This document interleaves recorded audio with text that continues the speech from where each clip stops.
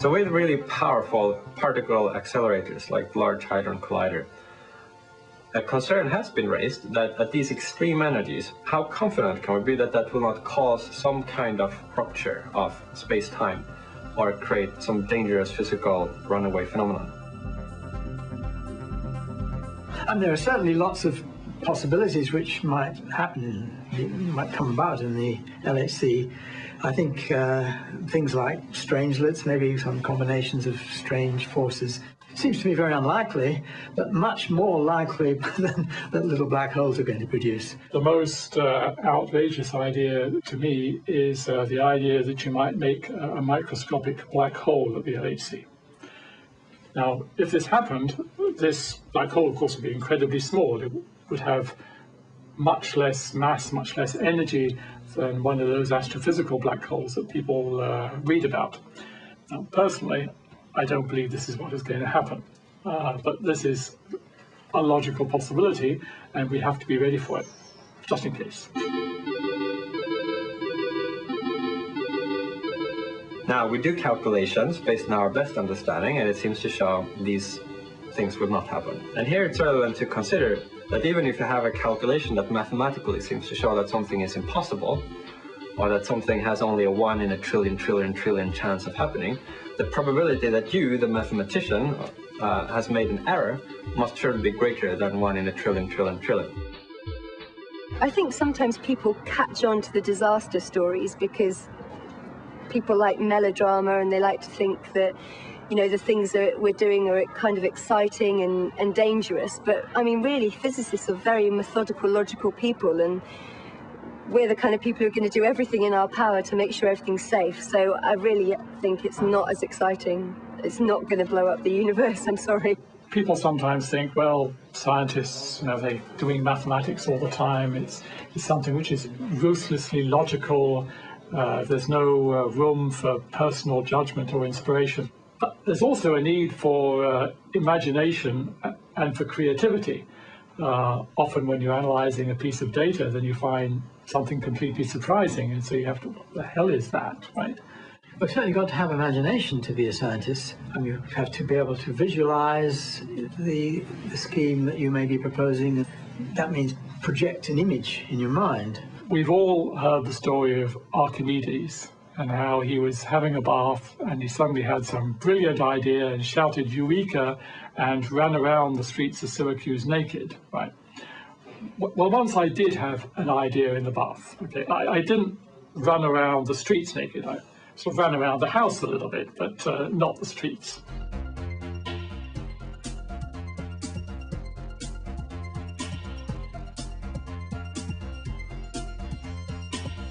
So one might wonder why the funding has been forthcoming to build such an expensive scientific apparatus. Most people don't understand particle physics, and any practical applications would be indirect and long-term. The LHC and such experiments are important culturally because it's a symbol of the fact that mankind is willing to invest in seemingly useless things simply to satisfy our curiosity, and we all benefit. I mean, how you quantify that? How much do we benefit from the existence of Mozart's Requiem? I don't know. But this knowledge is cumulative. As time goes on, we are benefiting from knowledge discovered in the past. If the goal is to advance science in the long term, there might be indirect ways that are more effective. Rather than just doing good experiments and publishing the results, if you spend some of that money on figuring out how to enhance the human brain, develop memory-enhancing drugs to increase concentration, it might do more in the long term to advance our knowledge of physics as well as other sciences than spending all the money on very big instruments. If somehow human beings were much cleverer than they are, then surely we could design better experiments. But you still need to do the experiments. I mean, I do think it's egocentric of us to assume that we have the brain capacity to understand everything. Maybe that will turn out to be our limit. Maybe it won't be the machines or the technology or the money that will turn out to be our limit. Maybe it will be our own capacity to understand. It's clear that at any point in time, our understanding is limited. Still, I think that we will be able to interpret most of what is going on at the LHC. If we find a Higgs boson, we'll know what it is. If we find supersymmetry, we will recognize it.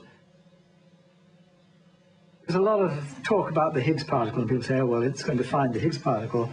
And that's the sort of conventional view. Well, I always rather hope something a little unconventional would happen. And I think it's pretty certain that something will be found at the level of the Higgs particle. But whether it is something identifiable as that, I'd rather hope that it wasn't. You see, maybe it'll be something more mysterious and more interesting than just finding another particle. Okay, so SUSY is a short name for supersymmetry. And supersymmetry is at least my favorite extension of the standard model. It's one of the things that I think we may find at the LHC. It could provide the dark matter. And so you see, somebody said something nasty about SUSY. There are leaps of faith in science, as well as in religion. It's interesting that at CERN, people are spending billions and billions of pounds on the leap of faith that at the end of this experiment, they're going to be able to find out something about the beginning of the universe, but they might not. I would be very, very surprised if we find nothing. On the other hand, if we find nothing, that in a sense would be the most sensational discovery. But imagine coming on the 9 o'clock news saying, we have tremendous announcement, we discovered nothing. This is the most important thing we could have discovered. No one's going to believe that.